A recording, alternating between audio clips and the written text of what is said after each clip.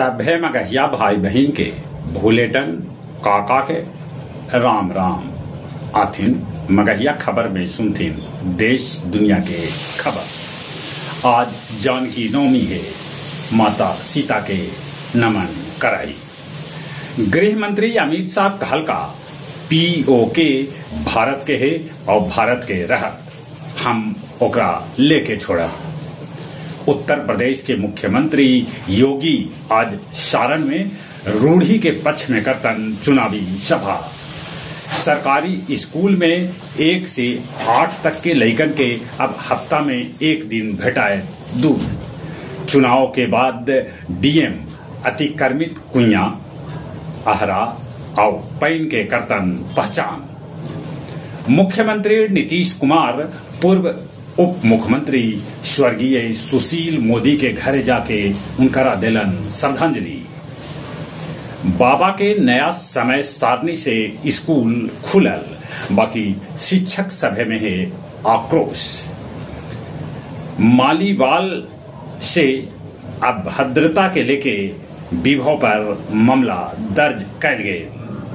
छपरा के मोती राजपुर मदरसा में होयल बम विस्फोट में मौलाना के हो गए मौत। वंदे भारत ट्रेन से बेगूसराय में एगो इंजीनियर से पुलिस बरामद कैल 67.4 लाख नगद रुपया। झारखंड में कल वज्रपात से 7 आदमी के है मौत के खबर। अमेरिका के लुइसविले में ब्रिज से एगो ट्रक जाके लटक गए। राफा में इजरायली हमला है जारी।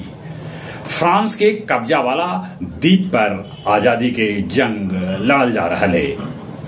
धूमधाम से मनावल गए कल माँ बंगलामुखी के जन्मोत्सव। टेकारी रोड में जल आपूर्ति पाइप फटे से रोड पर 2 फीट तक जम गए पानी।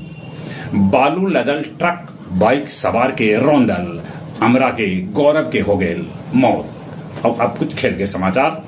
भारत के स्टार फुटबॉलर छेत्री लेतन संन्यास। T20 रैंकिंग में सूर्य कुमार यादव अभिहत नंबर 1। कल बिना खेले सनराइजर प्ले ऑफ में पहुंच गए। कहे कि गुजरात के साथे पानी बरसे से ओकर मैच न हो सकल। आज मुंबई इंडियंस अपन मैच खेलत इज्जत बचावे ले। मोइराबा सात्विक चिराग के जोड़ी थाईलैंड ओपन के क्वार्टर फाइनल में जगह बना लेलक। चली एक बार फिर से अपने सभे के भूलेटन काका के राम राम।